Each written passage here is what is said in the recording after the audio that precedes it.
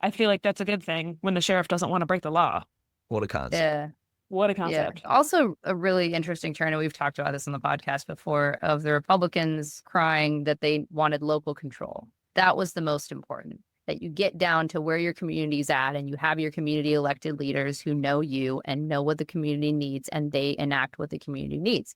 And that used to be respected. And now it's not. Now it's just brazen. We'll respect it if you're doing what we want you to do.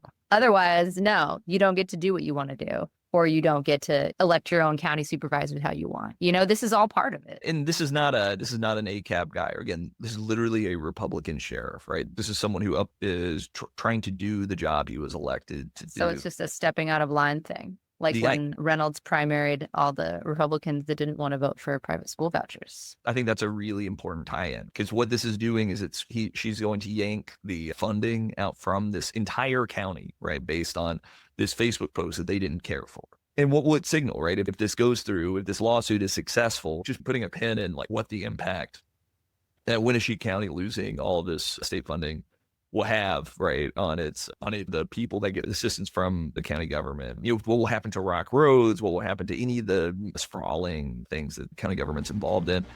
What will that signal to the next county elected that thinks that they might step out of line, right? It is a signal, right, about power.